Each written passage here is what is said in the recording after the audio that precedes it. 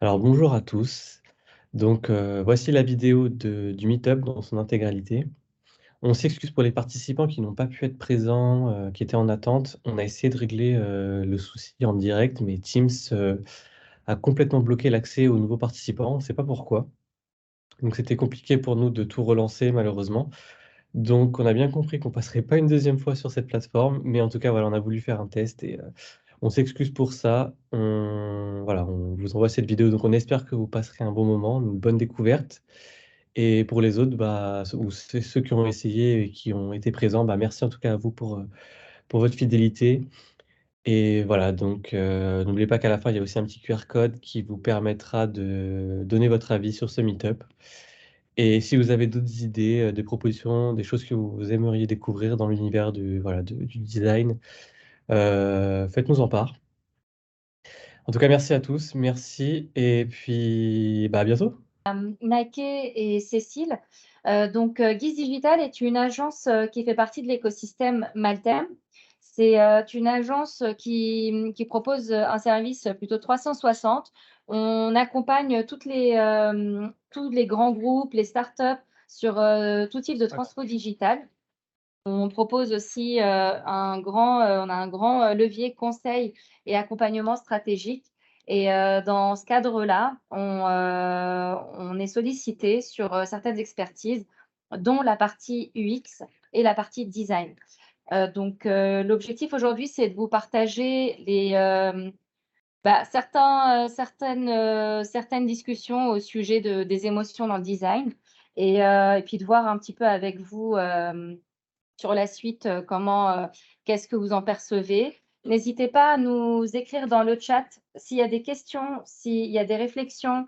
On peut tout challenger. Ce sont bien sûr, une certaine logique, certaines idées, des choses qu'on constate, nous, de notre côté et puis surtout, s'il y a entre certains d'entre vous qui sont à la recherche d'un poste, que ce soit en UX, en UI, on est ouvert à tout type de recrutement. N'hésitez pas à nous envoyer ensuite votre CV et on pourra échanger.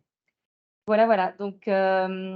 Bonne discussion, bon échange, bonne lecture, bonne tout et puis bon courage.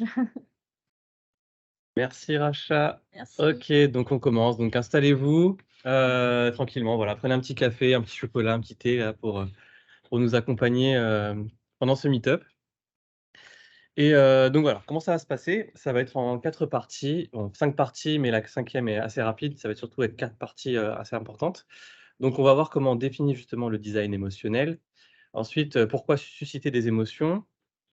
En troisième partie, on va voir, comment ça se traduit dans nos interfaces de manière, concrète et pour finir, voilà, des outils, des ateliers qui vous permettront de créer un design émotionnel et donc pour finir, les petits tips à la fin, donc c'est vraiment un bref résumé, de tout le meet-up.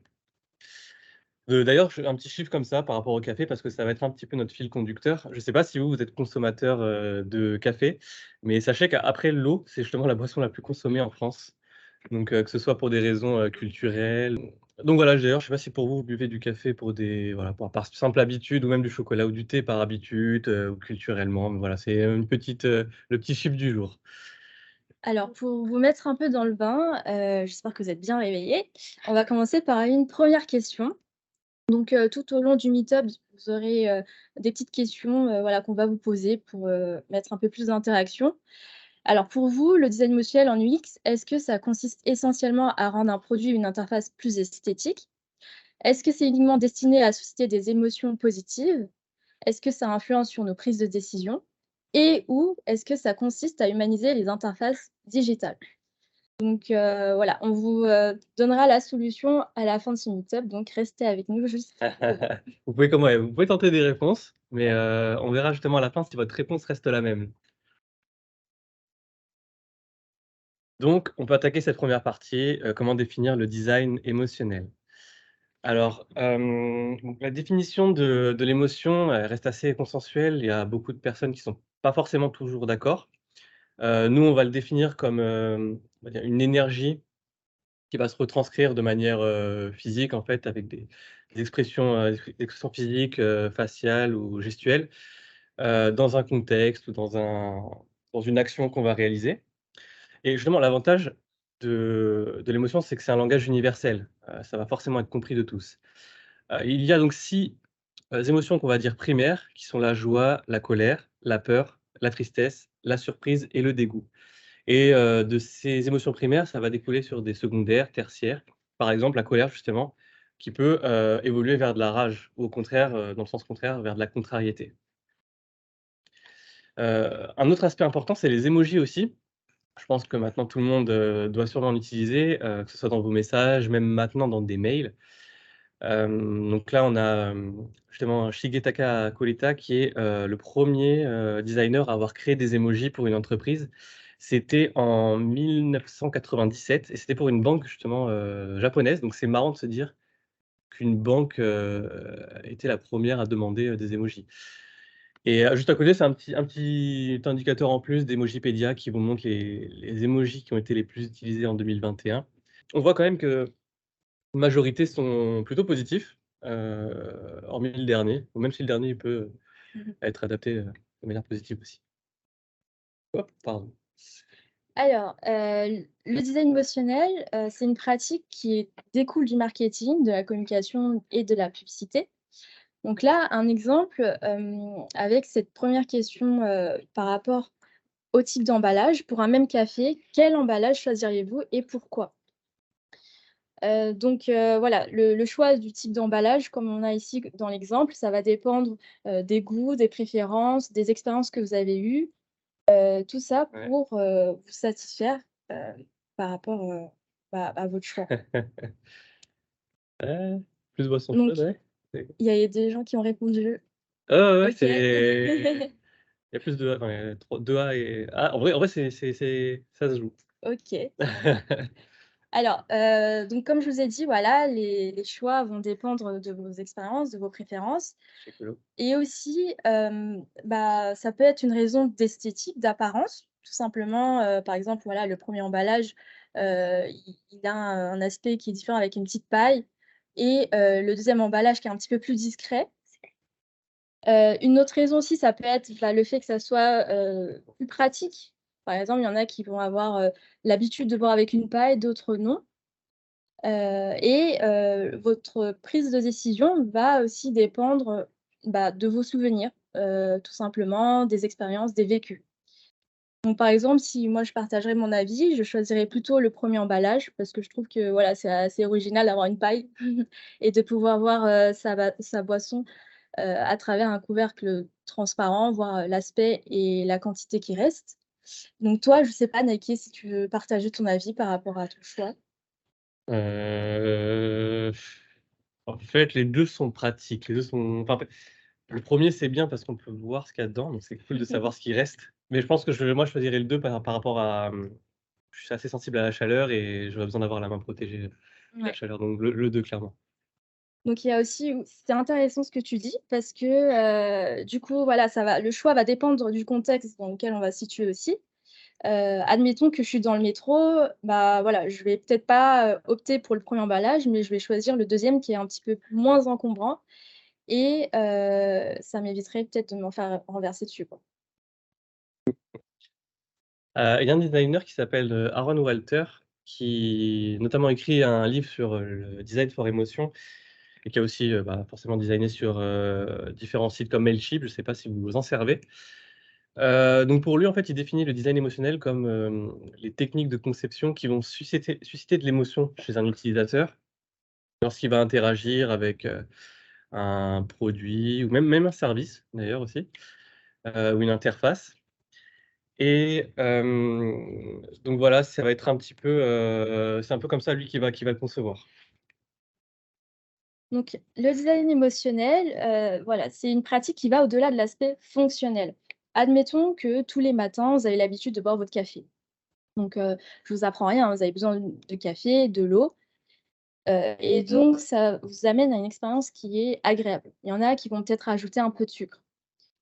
Là, dans cet exemple, ce qu'on veut dire, c'est que le design émotionnel, si on fait l'analogie avec le design émotionnel, c'est que, une interface ou un produit qui est fonctionnel, fiable et utilisable, ne pourra pas, suffire C'est comme si vous avez, plus de capsules à Ouais, c'est café. vrai. Un matin, vous vous rendez compte que, voilà, vous avez oublié d'acheter, du café et c'est quelque chose qui va donner ce ressenti, enfin ce sentiment de frustration et c'est pareil pour les design émotionnels. Donc sans capsule à café, vous ne pourrez pas vous faire votre café. Donc tout ça pour dire que le design émotionnel, c'est une notion qui est essentielle dans l'expérience utilisateur. Maintenant qu'on a vu un petit peu, voilà, la définition des émotions et du design émotionnel, qu'est-ce quel est l'intérêt des émotions? Pourquoi susciter des émotions? Alors, quel est l'intérêt de susciter des émotions? En B2B, l'intérêt, ça va être d'aider votre utilisateur à être, par exemple, plus efficace et productif dans ses différentes tâches. Et en B2C, bah, là, l'objectif, ça va être de créer l'engagement, de pousser votre utilisateur à la conversion. 2 objectifs différents. Donc selon Don Norman, notre pilier en expérience utilisateur, l'expérience, elle est liée aux émotions et il a défini 3 niveaux, 3 processus cognitifs où les émotions peuvent émerger. On a un premier niveau qui est le niveau viscéral. Par exemple, vous vous rendez compte que là, il y a un nouveau distributeur à café qui vient d'être installé dans vos locaux.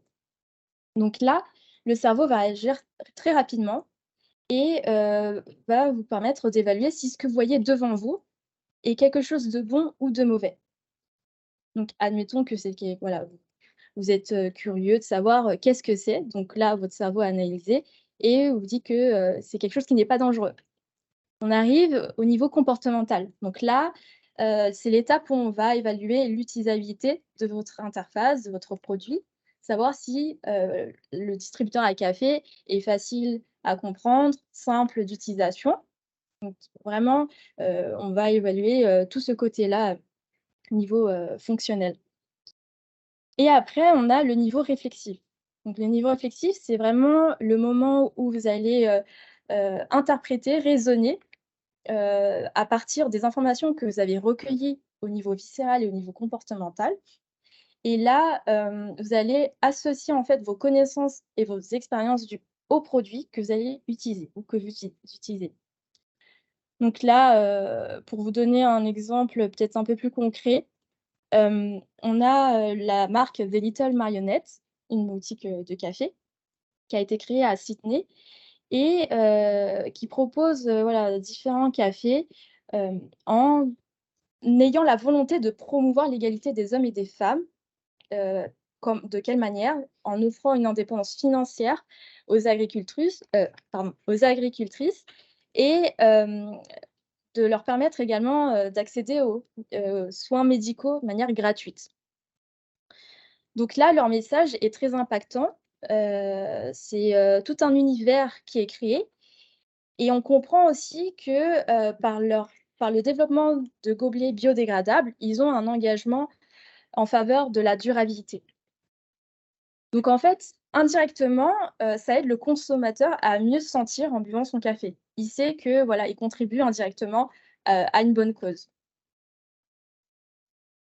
Alors, petite question d'ailleurs, vous, d'après votre retour d'expérience, là, si vous deviez prendre un café ou même un thé, un chocolat, parce qu'il y en a qui proposent, d'autres alternatives, mais, vous iriez vers quelles enseignes là, justement? Ou quelle enseigne ou quelles enseignes? Le D, j'avoue, je pense que le D, Starbucks, je pense aussi. D, tiens, on est ensemble. OK, Nespresso. C'est marrant, il y a beaucoup de thé. 2C, toi, je sais pas d'ailleurs. J'avoue que je bois pas spécialement de café, mais Même un chocolat ou un thé, l'ambiance de Starbucks, je ouais, trouve pas mal. c'est vrai. C'est souvent un peu C'est le tiers-lieu, cocooning. quoi. OK. Ouais, majorité il y a quelques C, mais majoritairement du D. Starbucks ne correspond Bah, pas. c'est Ribos, c'est gratuit. Ah, c'est pratique. Ah, Mais bonne c'est peut-être idée, pas tous Aurélie. les cafés. OK. Alors, justement, c'est intéressant parce que c'est aussi votre retour d'expérience qui et l'émotion que vous avez ressentie à ce moment-là qui a influencé votre choix. Forcément, l'émotion positive est le premier moteur, vers un processus d'achat. Donc, tout de suite, lorsque vous allez avoir plusieurs produits se présenter à vous. Si vous en avez déjà testé un, vous allez savoir si vous allez retourner vers lui ou pas, suivant l'expérience, l'émotion que vous aura procuré, ce produit-là. Et ce qu'a bien compris d'ailleurs, Nespresso, par rapport à un des choix qu'il y avait juste avant, et d'ailleurs il y a 2 personnes qui l'ont choisi, c'est au-delà du produit, donc on a les capsules, voilà, ce côté très, très premium. Nespresso a aussi voulu aborder ça, dans le service avec, dans leur boutique, un aspect, une vraie considération pour sa clientèle. On va, au-delà du service, on va dire, classique. Il y a aussi ce côté à venir, déjà bon, être souriant, être sympathique avec le client, mais aussi lui donner en main propre son produit, vraiment souvent ils le font et il y a un véritable retour d'expérience, une vraie considération qui amène aussi ce côté, cette émotion positive.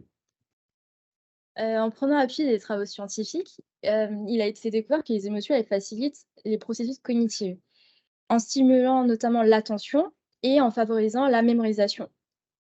Donc quand un événement est associé à une forte émotion, ça va être, plus facilement mémorisé.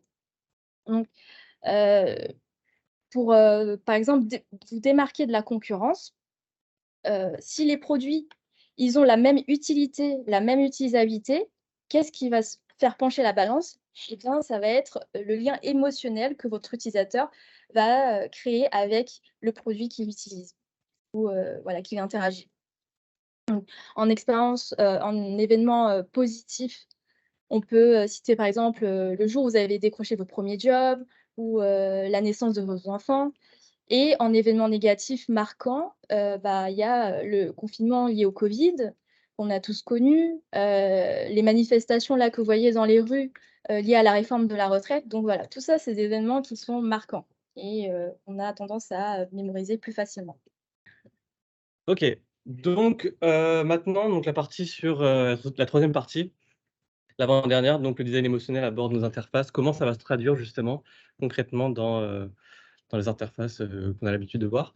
Mes petites questions d'abord, bien sûr, parce que là, il y aura régulièrement des petites questions pour, avoir un peu votre ressenti. Là, si vous voyez ces 2 versions, d'emojis, vous choisiriez laquelle? Donc vous voyez une version normalement, oui, ça marche, une version animée, une version plutôt figée.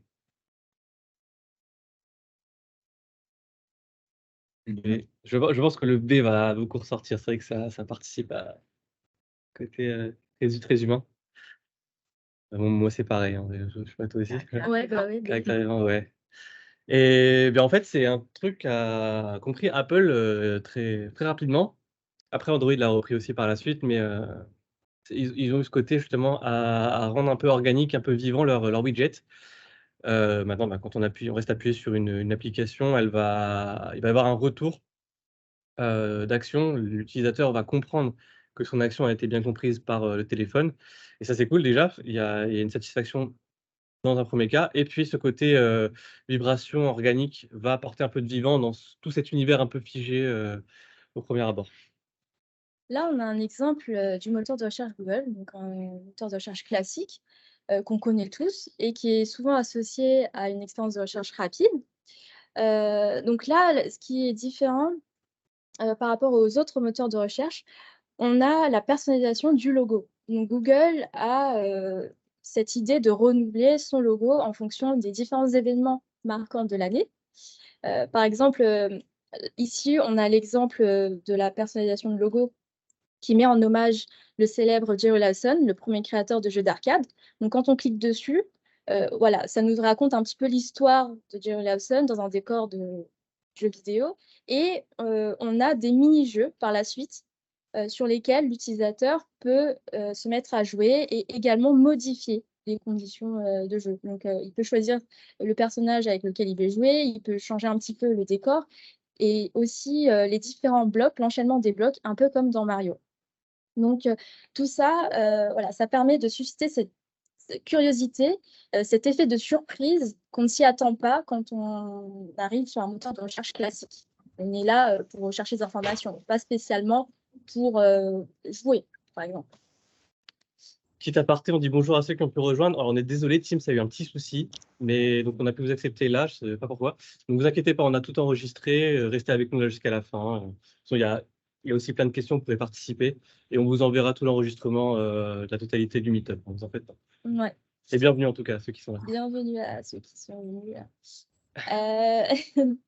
Alors, face à l'augmentation des recherches de plage japonais, donc je ne sais pas si vous en avez entendu parler, il y a eu une augmentation phénoménale depuis la phase Covid jusqu'à au moins 2020.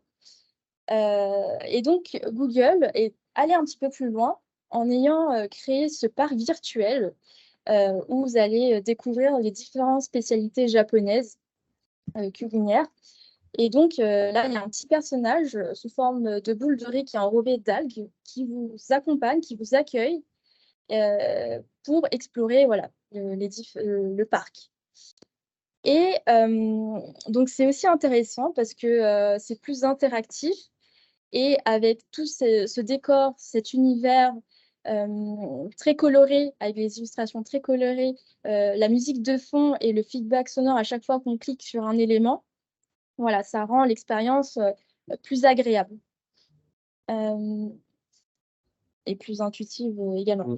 Une petite chose aussi, c'est que quand on clique sur un plat, vous voyez une petite pop-up qui s'ouvre et qui vous résume de manière très concise voilà, ce que c'est comme plat et à quel endroit on peut le retrouver. Quels sont les restaurants locaux qui cuisinent ce plat-là. Alors, autre petite question. Donc, lisez bien la question. Hein. Vous voyez que chose qui en ressort. Donc, quel élément de conception stimule l'apprentissage? Ah, il y a quelqu'un qui nous parle, oui. Oui. Allô. Donc, est-ce que c'est pour vous offrir un accompagnement et un suivi sur l'évolution de sa progression, prioriser du contenu visuellement attrayant, proposer des exercices interactifs et ludiques de manière aléatoire, ou bien apporter différents niveaux de challenge? Voilà. Donc, comme je vous ai dit, lisez bien la question. C'est pas évident, je pense, celle-ci. Peut-être la moins évidente, je pense, parce qu'il y a des petites subtilités. Les subtilités. On a quoi? A, B, D, B, C, D. Ah, déjà, il y en a qui ont vu qu'il y avait peut-être plusieurs réponses possibles. Donne peut-être un petit indice, ouais. Ouais. Bah, le petit indice, il est dans la question, ça. B, C, OK.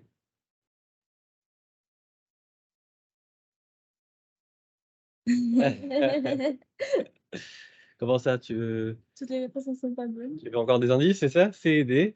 Voilà, c'est quand même au final, là, il y a peut-être, ouais, le B, le C qui ressortent un peu plus peut-être et donc c'est la A et la D.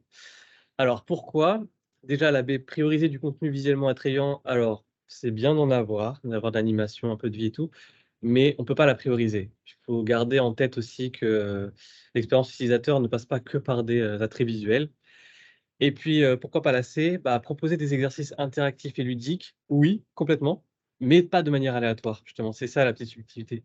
Sinon, ça a moins de sens, en fait, c'est moins logique, moins cohérent pour l'utilisateur. Une application qui a bien su comprendre tout ça, c'est Duolingo. Je ne sais pas d'ailleurs si vous en avez déjà servi. Moi, ça m'était arrivé une fois, pour, je crois que c'était pour de l'anglais.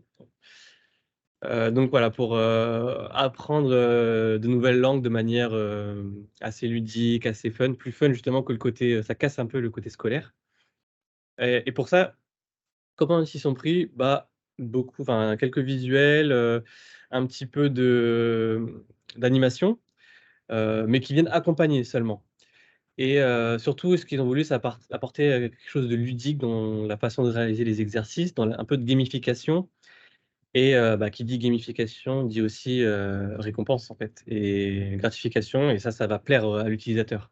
Au-delà de son amélioration personnelle dans l'apprentissage de la langue. Alors, question par rapport à votre retour d'expérience. Est-ce que ça vous est déjà arrivé d'être frustré d'acheter en ligne en ayant l'obligation de vous créer un compte?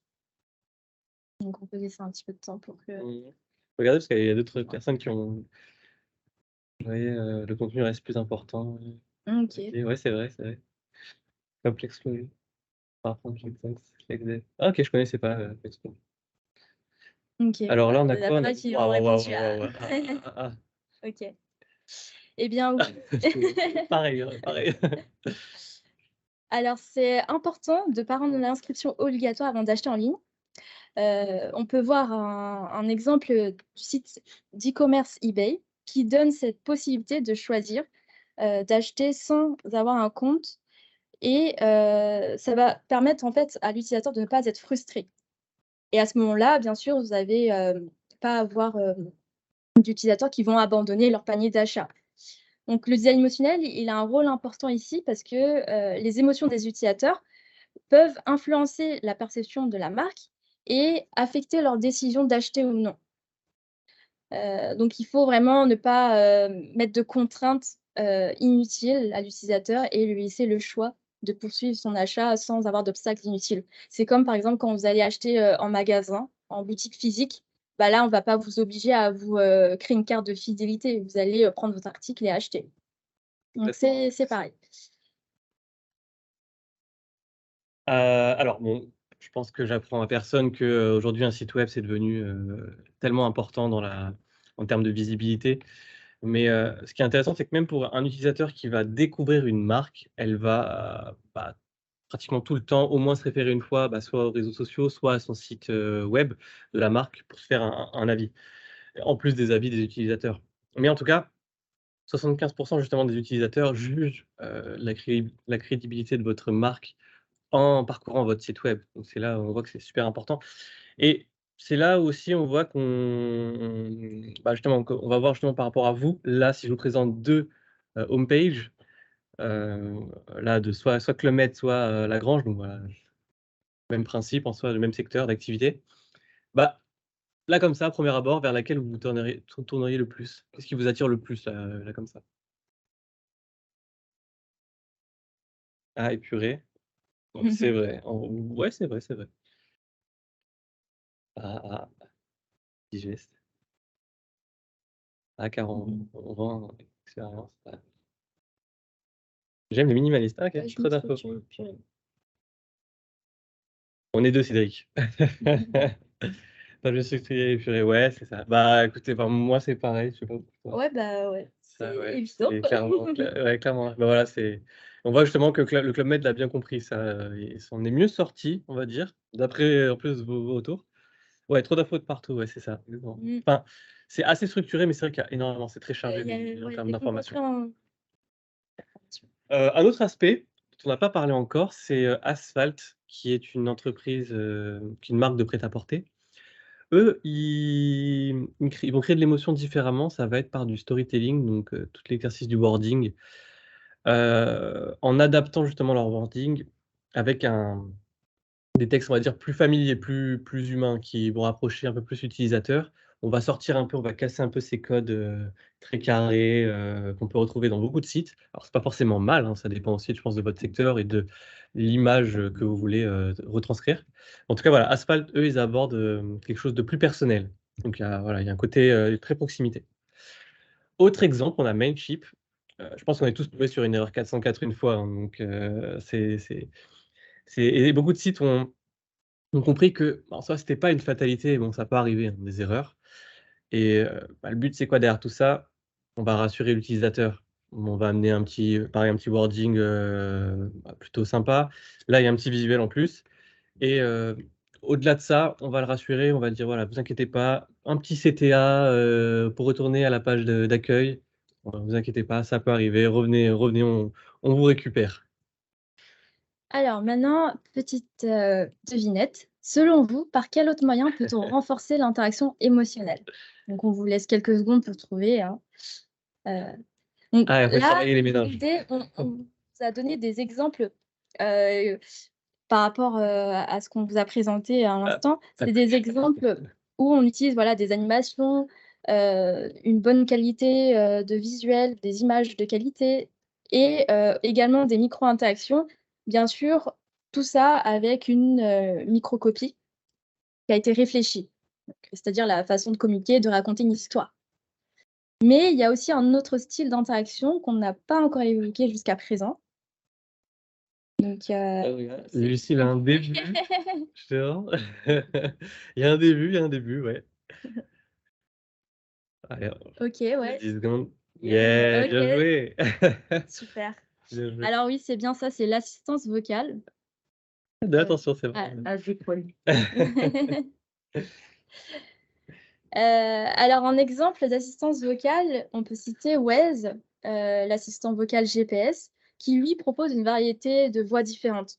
Donc ça va des voix standards, des voix de célébrités, voire même des voix de personnages fictifs. Donc là, un exemple, je vais mettre le son un peu plus fort. Un exemple avec, on parle de Noël. On a, Dans l'États-Unis, j'utilise Waze depuis des années. C'est plus fiable que les rennes et ça mange moins de carottes. donc là, l'objectif, on comprend bien, c'est de personnaliser l'expérience de conduite et de créer cette connexion émotionnelle avec la voix que, vous choisissez, la voix qui va vous indiquer, voilà, les différentes directions, sur la route et là encore, ça a un effet de surprise, qui vous, donne cette expérience qui est plus agréable et mémorable et en plus de ça, il y a la fonctionnalité, de signalement de problèmes de circulation, qui va permettre d'élargir, d'avoir une communauté Waze et ça donne le sentiment d'accomplissement et d'appartenance. Donc ça aussi, c'est important, en design émotionnel. Alors, autre question. Selon vous, quel robot de compagnie choisirez-vous? Sur la gauche, on a un robot humanoïde et sur la droite, un robot artificiel. OK, OK, la B. Intéressant. Kawaii. J'allais dire, ceux qui répondent A, va falloir qu'on s'explique. Hein. Va falloir nous expliquer vos intentions. Parce que c'est vrai que c'est bizarre, hein, je trouve ça. Mais c'est marrant, vraiment, c'est général ça. Ouais, Le B c'est vrai que là, ça est se au voit plus mignon. vraiment. Ouais, C'est vrai. carrément. Donc oui, on a tendance à vouloir s'identifier, c'est vrai, dans tout ce qu'on voit, on a tendance à vouloir s'identifier, à percevoir la présence humaine, que ça soit sur des choses concrètes ou abstraites. Mais attention, je ne sais pas si vous avez déjà entendu la théorie de la vallée de l'étrange, ou la vallée dérangeante, qui dit que voilà, un robot qui ressemble maladroitement à un humain, eh bien, on va, devenir très vite effrayant. On va percevoir plus des imperfections que, les qualités humaines, qu'on a, par rapport au robot. Donc ça donne ce sentiment de malaise, de gêne et le niveau d'acceptation est très faible. Donc ici, un exemple du robot Buddy, le robot de compagnie qui accompagne toute la famille au quotidien et qui propose des applications, ludiques, éducatives et domotiques. Ce qu'on voit ici, c'est que, on rencontre également, dans l'apprentissage, hein, mais que voilà, les illustrations qui sont en forme ronde avec, des grands yeux ou un petit nez, un menton court, voilà, c'est des formes qui vont inspirer plus de douceur, de confiance et pourquoi? Parce que le cerveau les associe aux attributs de personnalité d'un bébé. Donc ça provoque ce ressenti positif.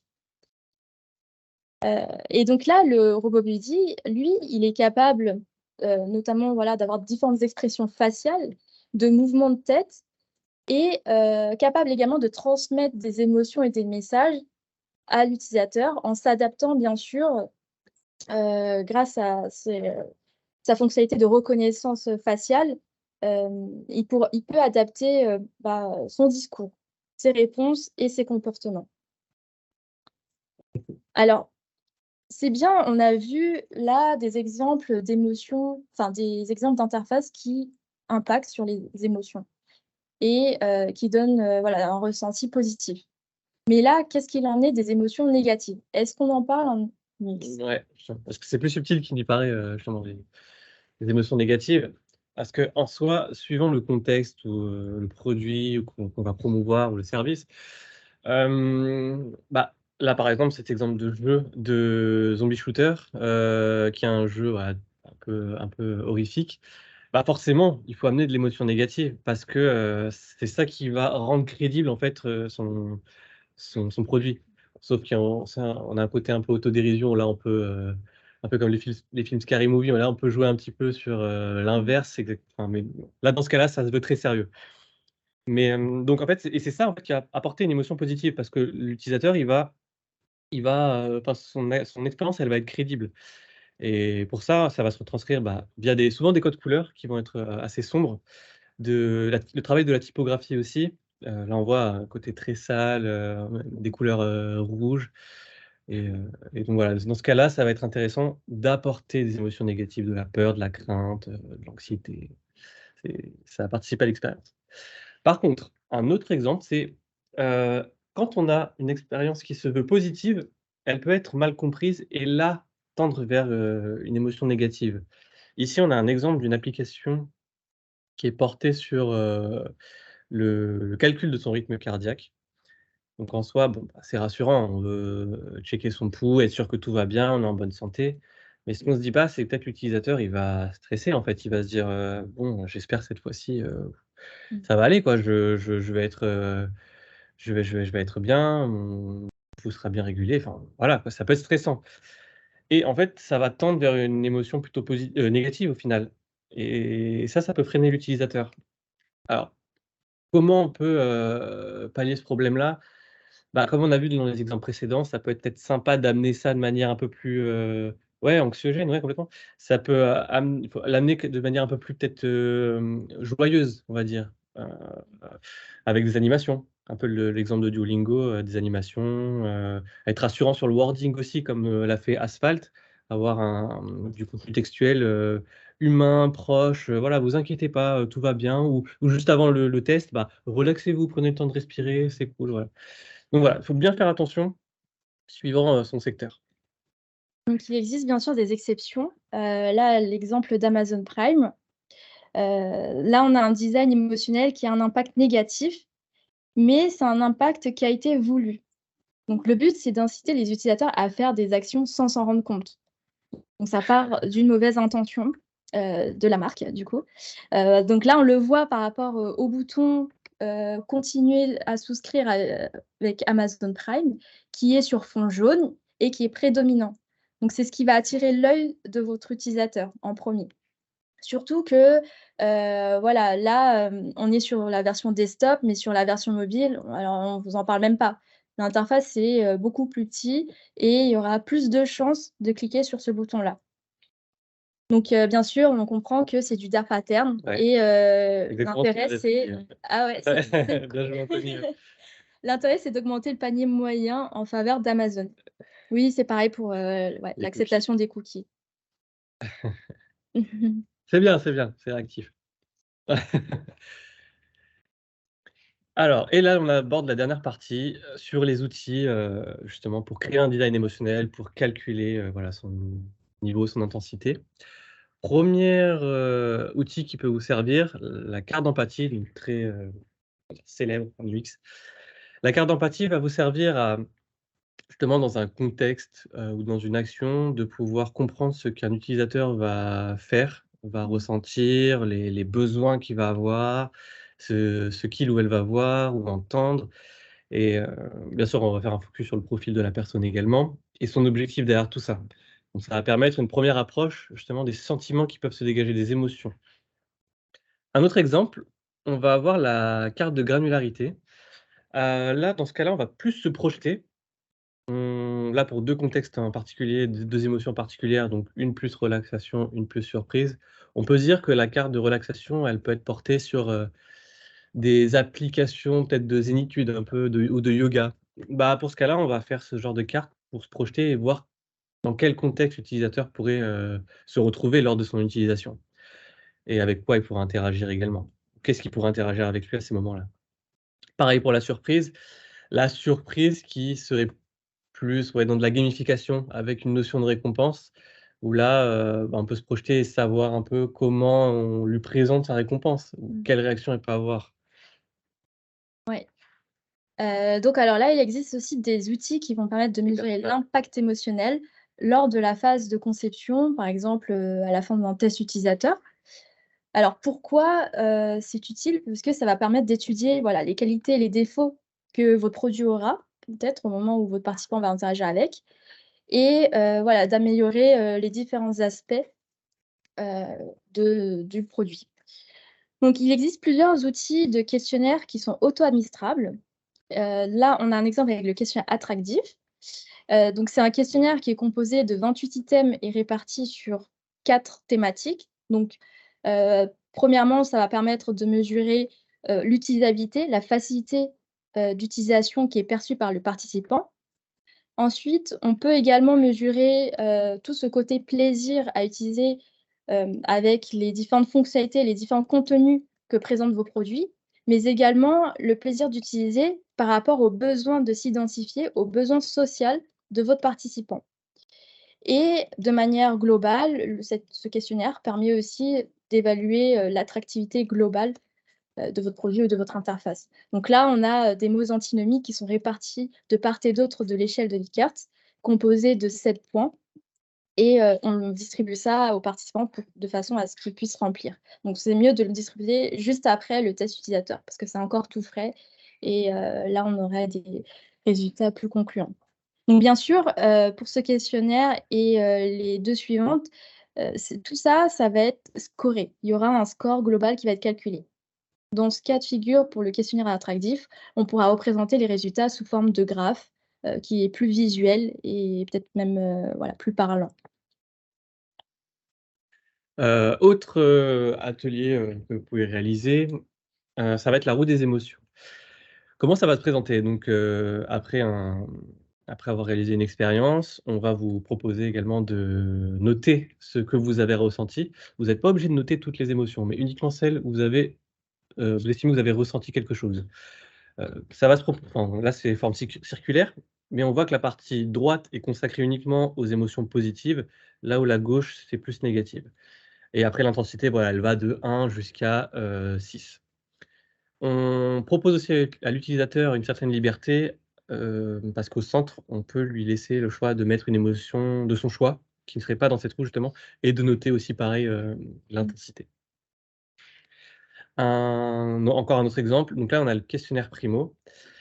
C'est amené en fait ça se rapproche un peu de ce qu'on avait précédemment, mais là, c'est amené de manière plus ludique. On va lui proposer des différentes émotions.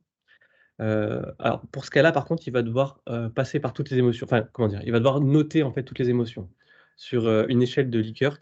C'est une échelle qui va de 0 à 4 et donc après son expérience, il va devoir, voilà, effectuer une notation sur chacune, de ces émotions. Alors pourquoi on le présente comme ça? Parce que ça amène un petit côté plus ludique. Il y a, en fait, ce sont des bon, on voit que c'est imagé, mais c'est aussi animé. C'est animé et il y a aussi du sound design derrière quand c'est possible d'en avoir. Alors après, là, ces méthodes qu'on vous présente sur cet écran, c'est des méthodes complémentaires pour mesurer le comportement, voilà, à l'aide des dispositifs matériels qui sont beaucoup plus sophistiqués. En exemple, on a la possibilité de mesurer les micro-expressions faciales, donc à partir d'un tableau de classification qui est réalisé à partir de différents mouvements faciaux observables. On peut codifier tout ça et savoir à quel type de ressenti ça va correspondre. Ensuite, on a l'eye tracking. Donc là, on va s'intéresser au regard de l'utilisateur. Où est-ce qu'il va regarder le plus sur l'écran, sur l'interface. Donc ça va se faire à l'aide d'un oculomètre.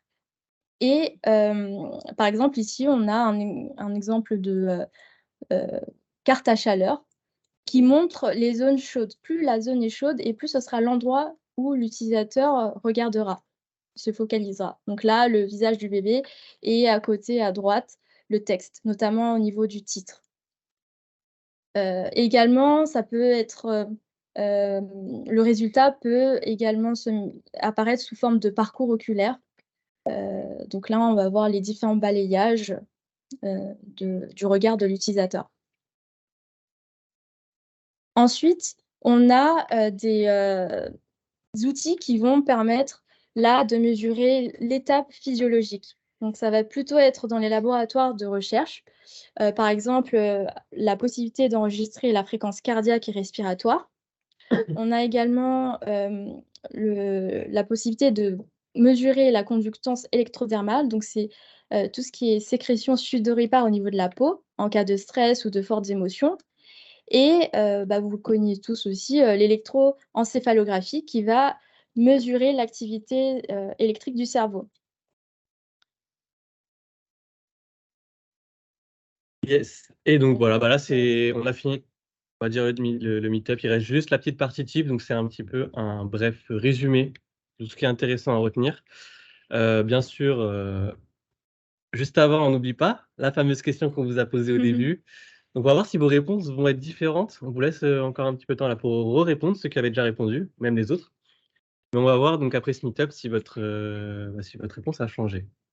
Donc le design émotionnel en UX pour vous, ce qui consiste essentiellement à rendre un produit ou une interface plus esthétique, est uniquement destiné à susciter des émotions positives, influence sur nos prises de décision ou consiste à humaniser les interfaces digitales. Alors, je vous dis un petit truc, il n'y a qu'une seule réponse. Même si en vrai en Ouais, vrai, ça se discute. Non, ça se en vrai, ça se discute aussi, discute. ouais. Ouais, je vois pourquoi vous avez dit, vous en avez donné 2, mais c'est vrai. On va encore un petit peu là? Ça, Ouais, donc dans oui, le oui, temps. effectivement, c'est D, c'est D, c'est D. C'est pour ça que, ouais, j'ai dit, D, D, C, C, C. Ah, ça joue entre les 2. Donc influence sur nos prises de décision, donc c'est la C. Même si la D, c'est vrai que c'est vrai que ça a aussi pour but d'humaniser, mais on va À un dire certain oui, degré. ouais, voilà, quand ça apporte des émotions, forcément, on va tendance à vouloir dire que ça humanise. C'est vrai que la D peut être aussi, comprise comme réponse. Mmh. En tout cas, bien joué. Je vois qu'il y a pas eu vraiment de mauvaises réponses. Sinon, je vous le dis, ça aurait été cours de rattrapage, hein. Cours de rattrapage, avant la fin d'année. Alors, pour conclure, on vous donne, voilà, quelques conseils. Donc bien sûr, en fonction des besoins de vos utilisateurs et de vos recherches, que vous avez effectuées en amont, voilà, il faudra adapter, nos différents conseils. Donc là, personnaliser au maximum les expériences, les fonctionnalités, également la microcopie, les messages que vous voulez communiquer. Parce que ça va donner ce sentiment d'appartenance et fidéliser votre utilisateur. Adopter une approche plus humaine, ce qui veut dire rendre les interactions plus naturelles. Il est possible d'humaniser une interface digitale, mais voilà, cette forme d'humanisation ne va pas remplacer, une présence humaine réelle. Par contre, ça va aider à rendre l'expérience qui est plus agréable et mémorable pour l'utilisateur. Il faut enlever cette friction, qui peut exister entre l'humain et la technologie et en gardant du coup en tête, voilà, la théorie de la vallée de l'étrange, qu'on vous a présentée tout à l'heure. Optez pour des visuels attractifs et variez vos formats de communication, pour, que ça soit plus attrayant. Mettre en avant les moments forts, par exemple, si vous avez des promotions, des petites attentions, donc ça, il ne faut pas hésiter. Adapter les couleurs et les styles graphiques à votre image. Donc, bien sûr, le design émotionnel, c'est une notion qui est très vaste dans l'expérience utilisateur. Le choix de la typographie, les couleurs, les effets visuels et plein d'autres aspects vont jouer sur l'émotion. Donc il faut bien sûr trouver un bon équilibre entre, tous ces éléments de conception et ne pas, par exemple, mettre trop d'animation parce que voilà, trop d'animation tue l'animation et ça va distraire votre utilisateur. Il ne pourra pas atteindre son objectif final et bien sûr, ayez toujours en tête que tout ce que vous allez faire, ça va être pour représenter, votre marque. Il faut que ça corresponde à votre image de marque. Donc voilà, c'est le dernier conseil, à retenir. Yes. Donc merci pour votre attention. Donc Merci à tous. excusez-nous pour, Ouais. voilà, ces petits, arrêts. Mais Au vous départ. inquiétez pas, voilà, on va faire un truc bien clean, un petit montage, on vous enverra, tout ça, Tout donc ça à la fin. ouais, on verra un petit lien ou quoi par mail, comme ça vous avez rien à faire, vous installez avec un autre café ou un autre chocolat ou un autre C'est ça. thé et voilà, vous Donc faites n'hésitez pas petit si vous rappel. avez des questions et juste avant, pour ceux qui doivent partir, flashez le QR code qui se situe en bas à gauche de votre écran pour nous donner, votre avis par rapport au meet-up. Ce Yes, serait un plaisir, voilà, on regardera de tout tout ça ça. tranquillement, donc voilà, c'est rapide. Merci de nous avoir écoutés. Oui, moi aussi, je serais curieuse d'avoir votre avis sur l'échange et ce que vous en pensez pour challenger les choses. Et si aussi vous avez d'autres idées de meet-up que vous souhaiteriez avoir, Ouais, et carrément. faire travailler un peu plus, hein, pourquoi pas? Non, si vous avez des sujets, ouais, on est toujours Voilà. preneurs, de nouvelles idées. De toute façon, Vous pouvez nous partager ça c'est dans aussi ça, vos le avis. Et c'est ça n'hésitez pas à visiter aussi notre nouveau site, on a fait la refonte, en début d'année. Donc ça vous permettra Complètement. aussi d'avoir des retours.